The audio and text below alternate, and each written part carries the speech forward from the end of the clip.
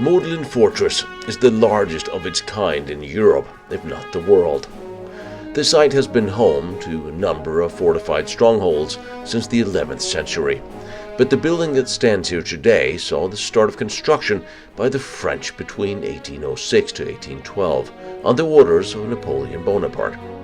The fortress was then taken over by the Polish after Napoleon's Grande Armée was defeated at Moscow in 1812, and then it later fell to the Russians in 1813.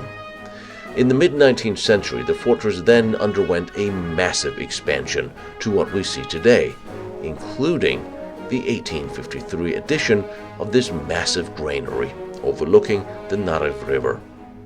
This neo-Renaissance building was built between 1838 and 1844. It was largely used for grain storage until 1853, when it was brought by the military and became part of the Modlin Fortress complex. During the Second World War, the building was bombed but remained intact. After the war, the beautiful building was slowly being demolished for its bricks. But the Polish architect Jan Zachwatowicz, who was leading the construction of Warsaw after the war, intervened and prevented its total destruction. Although one of its wings are missing today, the main structure remains standing. This is an amazing physical structure. Truly, I do recommend, if you ever can, to visit this place. But do beware of falling anything really, mostly bricks, as it is slowly deteriorating. But nothing ventured, nothing gained.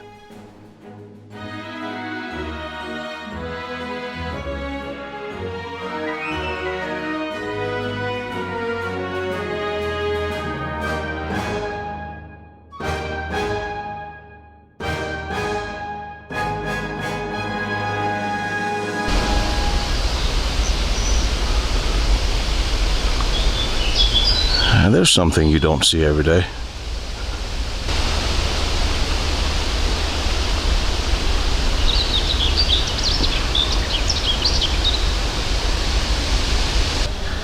This old granary, built in the 1830s, really is a gorgeous building. And how ornate this was. Maybe this is some kind of protection? Yes? This? No.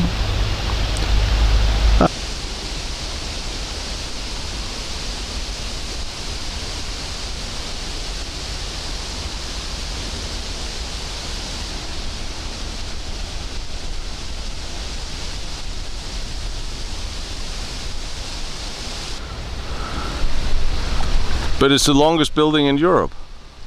I've heard something like that, but there was also another one. I don't know if it's the longest, but one of the longest for sure. It will be from this granary.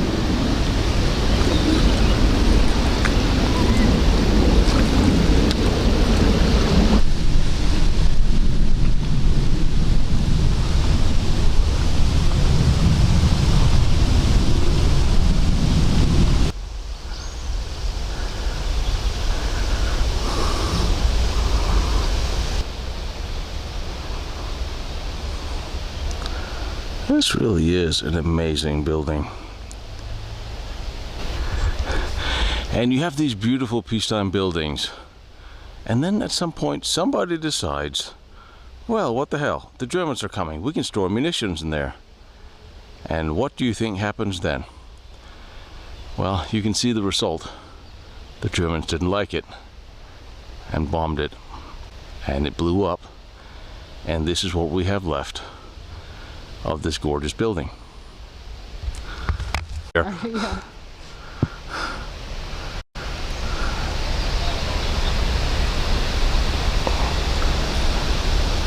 This really is gorgeous.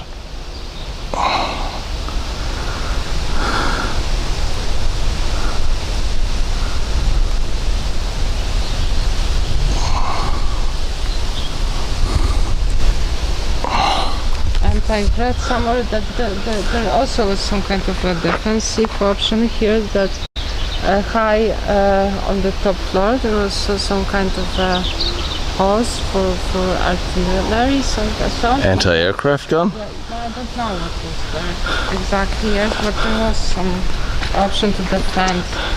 But I mean, this is was still a thick roof. This was, I mean, I mean, granary. If it's a storage building, then it would have to be built pretty strong. But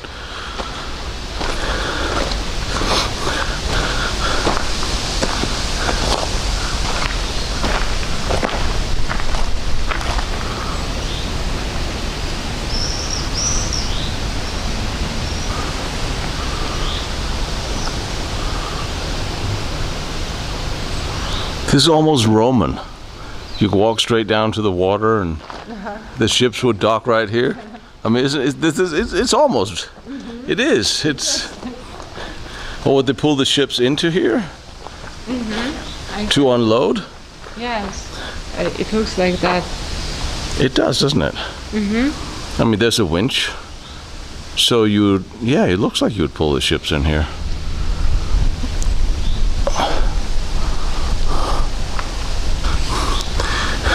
It's like, isn't this almost is like how the Romans that they were pulled in the galleys with winches, but there was a gate on the inside there. It's too huge.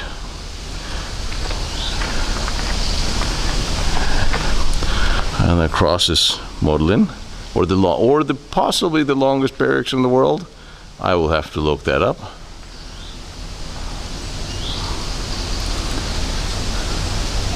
And there was a gate here.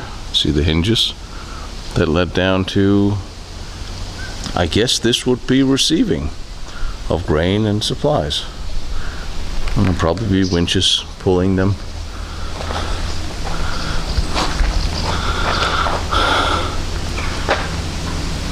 The Germans didn't just throw one bomb on here, did they?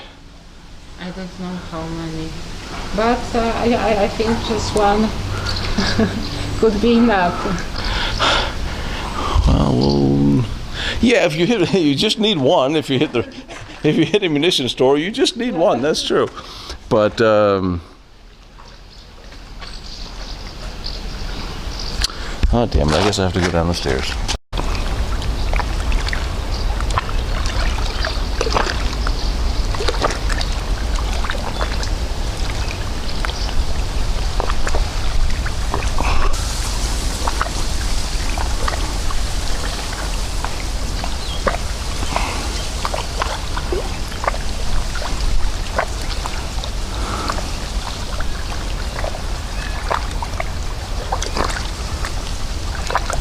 Look, this is stonework. Here you see the tool marks on the stones. Although that's interesting because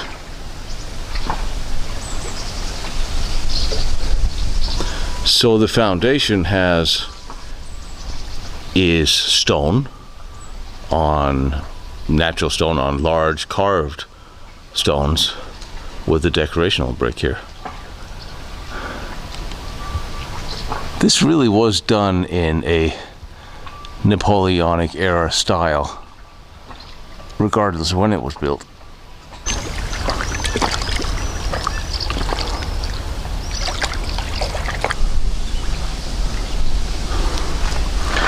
Okay, I need to still get in here.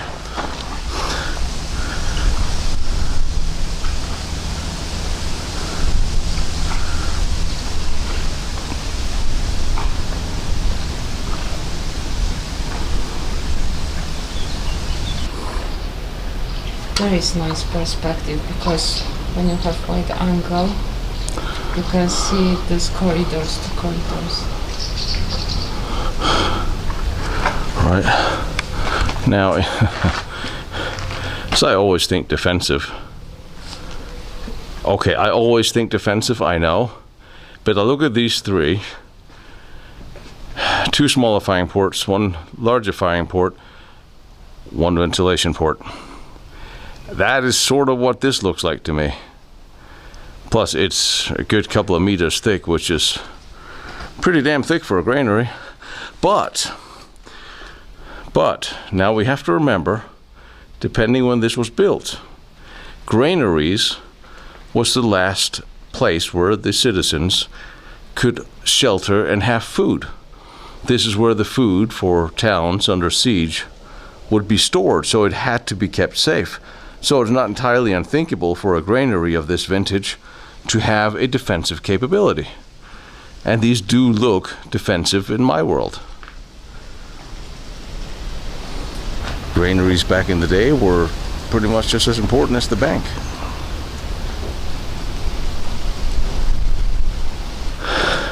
And here's the same. Is that caught by a net up there? I mean, they're trying to catch the worst of the bricks that's coming down. So they put up nets out here, but yeah. This is just an indication of how much is still falling off this building.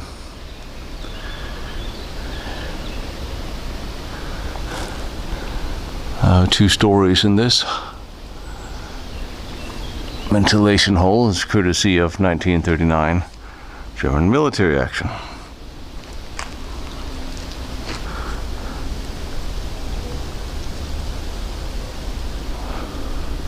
This really is a gorgeous building.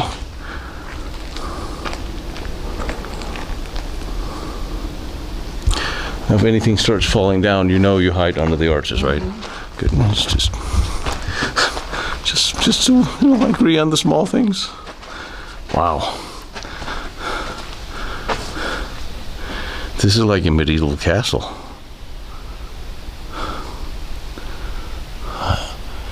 And everything is tasseled from the explosion. I suppose what saved the building as it stands today is that if there was a significant explosion in here, there's lots of hallways, windows, doorways for the explosion to travel out of, so it wouldn't be confined inside the building and take the structure with it. I think it's in general critical because grain is also explosive. So that is right.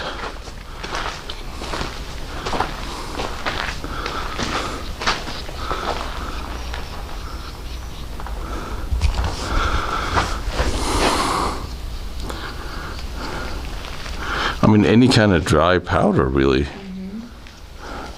I suppose, could explode. I'm just curious about these.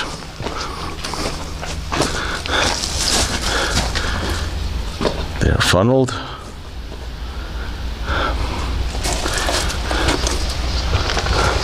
There's steel.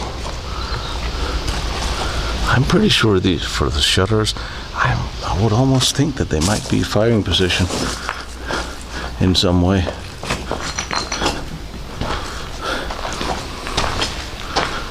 I guess it depends who built it. If this was built by Napoleon and bought by the bank, then he would have built it with some defensive capability, because then we're looking at early 1700. And if not, well, why wouldn't the Polish government or the Polish bank, why wouldn't they want to defend their grain? They probably invested in the farmers who harvested it. And there was a floor up there where you see the windows quite a lot bigger.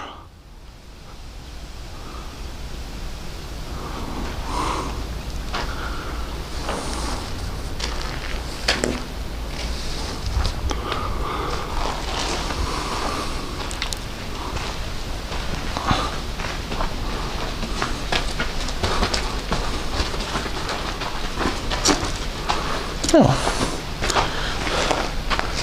another boat ramp. I mean, it's really shallow down there. Mm-hmm. I mean, for pulling a boat up there, it's not exactly very deep. It would have to be like a flat bottom barge. Mm-hmm. But now we've had some dry days, so maybe it's the level also. Oh, that's true.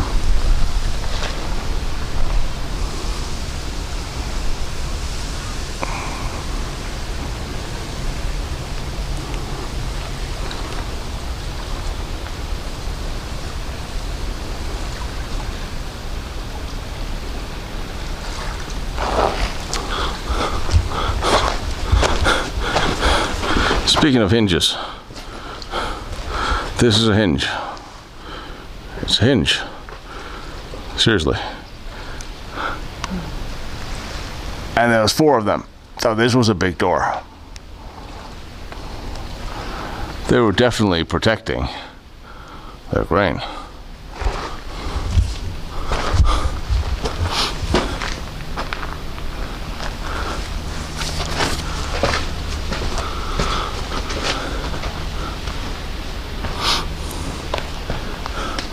Oh, here we have bars in front of the windows. But there's not the little center hole that I pegged as ventilation for a cannon. But still the same design. Oh, okay. Here's a lot of roof that used to be. There used to be a wall there.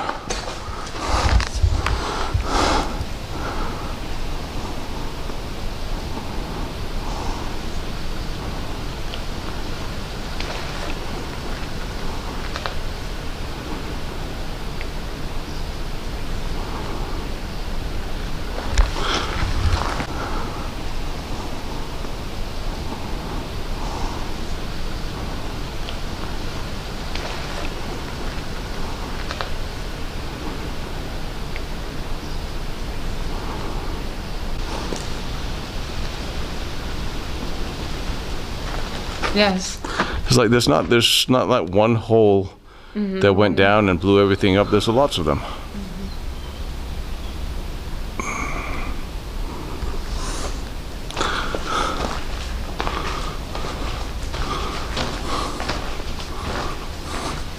Well, this got very dark in here. Would you like this one?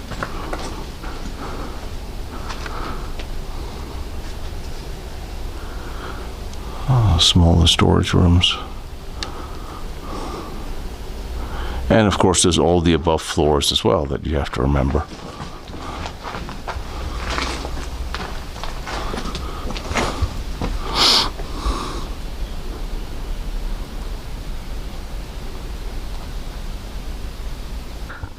And the last one little building here.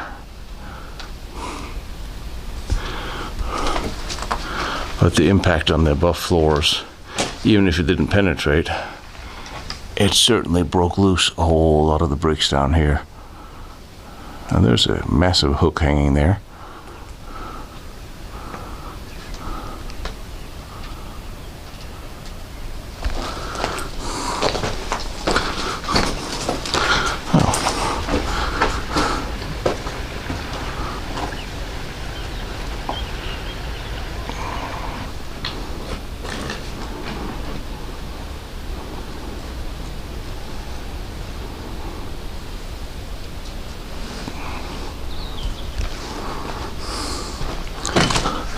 Just look at how the bricks came off the arch and the blast here.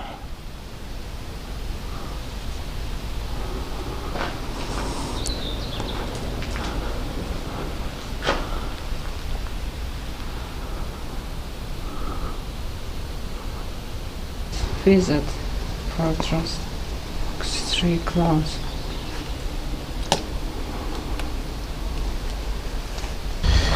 Well, there is a sign of weather protection, weatherproofing on this.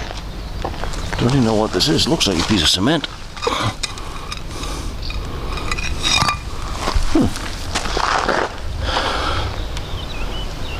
Where would they have put weatherproofing?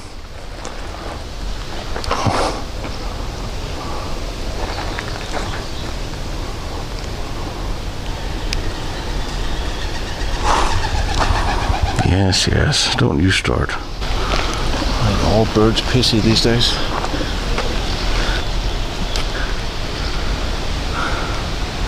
I think this was just one big room, wasn't it?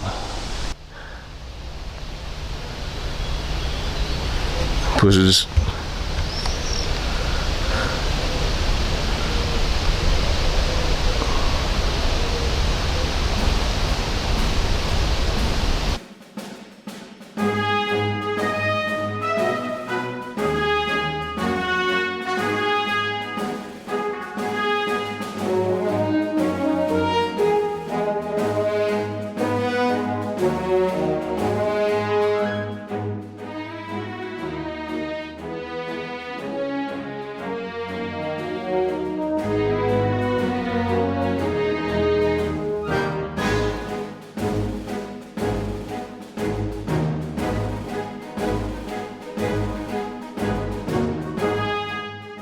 The military construction around Warsaw is staggering.